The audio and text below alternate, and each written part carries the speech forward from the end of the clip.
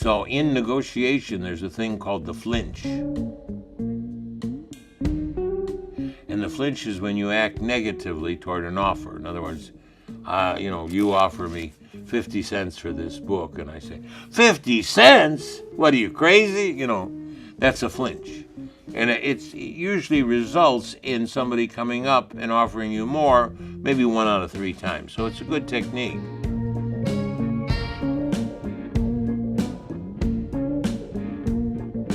Chicago has a dearth of people who are the backbone of entertainment. We got tremendous talent, but the people who are helping the talent, not as many. Chicagoans got to learn how to negotiate. That's key. And when you hear, the higher authority pitch, or the good guy, bad guy, or somebody throws you what they call a hot potato, their problem that they want you to solve, you got to know how to deal with it. Babies negotiate with kisses, husband and wives. It's something we do every day. We don't always realize that we're doing it. And sometimes kids who grow up, in a big city, poor, learned of necessity how to negotiate. I actually was born in Brooklyn, and my parents died when I was 2. So my aunt and uncle, who had moved to Rockford, Illinois, adopted me. They gave me a choice, doctor or lawyer. I didn't like blood, so I decided to become a lawyer. Body language can be very revealing. You can learn a lot about people by watching their reaction to things. Then there's hidden meaning of words. Somebody says to you, oh, by the way, or incidentally, they're setting you up for a very, very important announcement, by making you feel as if this is something they just thought of off the top of their head. I went to a regular law firm, and we were doing collection work and this and that, trying to get people to pay their bills. It was not fun. I would say it was probably in 72. I got a call from 2 members of the Muddy Waters band. They had been in an accident. Muddy had been kind of crippled, and the driver killed. Could we handle it? Well, I found out it was a substandard insurance company, and I found out they were due to go bankrupt soon, which is the technique that they used in those days. I knew if I didn't grab something, there would be nothing to grab.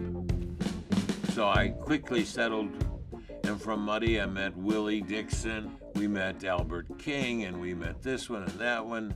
Throughout the years, I think we've probably represented more blues and gospel artists than any lawyer ever has. Most of them are discarded. They're no longer, people pay attention to them. So a lot of these people live in poverty. And I think to myself, these are the people that made our lives worth living. These are the people that we would actually take the time and go through all sorts of aggravation to watch them perform because they were so unusual and talented. They made us smile, they made us laugh. And here they are, nothing. Blues, after all, covered, 3 to 5% of the marketplace? I once had a dinner with Phil Chess, who I think I had sued several times. And I said, Phil, how can you look in the mirror after all the stuff you've done? And he said, Jay, I wasn't any different than anybody else. That's just the way the business was in those days. When you're negotiating, you have to constantly be gathering information, constantly finding out about your opponent, who he is. When I did a negotiation with Ahmet Ertegun, he owned Atlantic Records, I read his book. I found a lot about Ahmet, and I found out that he liked this sport, perhaps, so I talked about that sport, I read up on it, etc., because I found that people like themselves more than they like you. So if you want them to like you, be like them, and it works. Incidentally, that's a quote from Ken Nordine, who's one of my favorite guys. A little more than halfway through my career, I'm in my office just like I am now, and the phone rings, and the voice on the phone says, This is James Brown. He said, "Are you Mr. Ross?" And I said, "All right, who is it? Who's playing the game?" And he said, no, it's really James Brown, and it was. So at my own expense, I flew out to Augusta. He was finishing up his work release program where he had been, typical of the rural South, arrested for eluding police, which was a $50 fine in Chicago. He got 3 years in South Carolina. And he was just getting out on work release.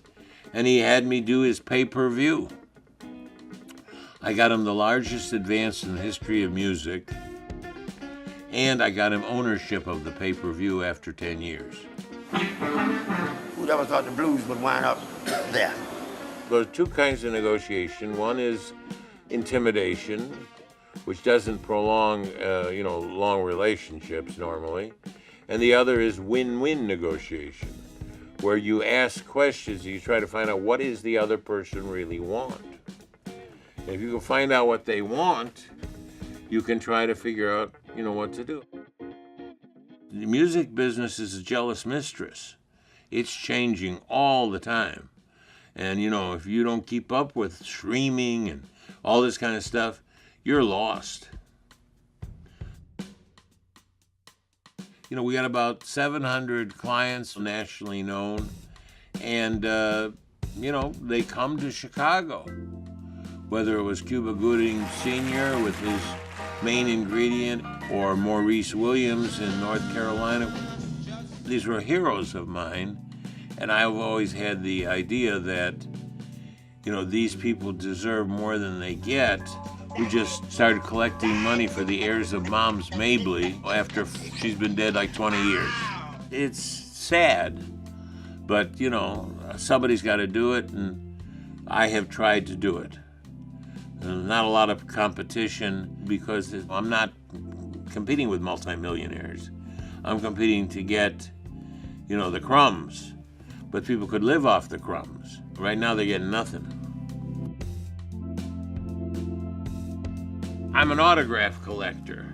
It's a little bit closer than just a picture because the person was actually there and touched it. The Post-it notes are so they won't fade in the light.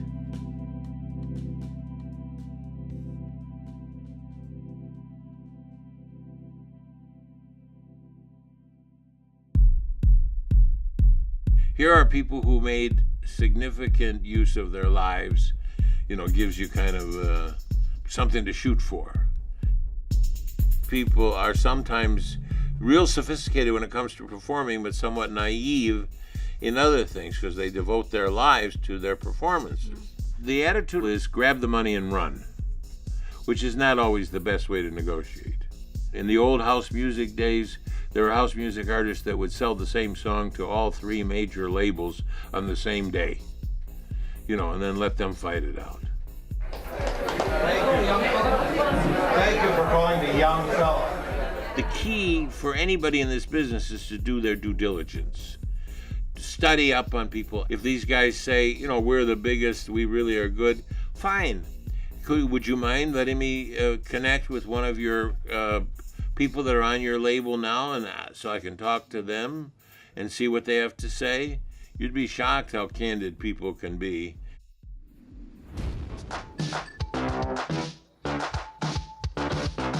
For a very reasonable fee, I'll rap for you. I'll set you free. I'm your main man in the city. So if you're busted, well, I know it's a pity. You just come to me for your mouthpiece, and from that moment, your trouble will cease.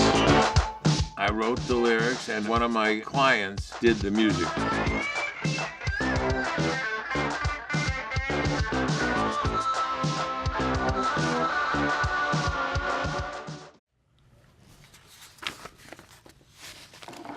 I changed Mr. T's name from Larry Tiro to Mr. T. I sued Irving Azoff, so I'm on his enemies list. And I did the ultimate sin, I won. My next door neighbor was Studs Terkel. Don't smoke pot with your clients. The painting of 3 men on a bench, just their feet, that kind of relaxes me when I look at that. Each cheaper than a shrink. You just can't call yourself an entertainment lawyer and be one.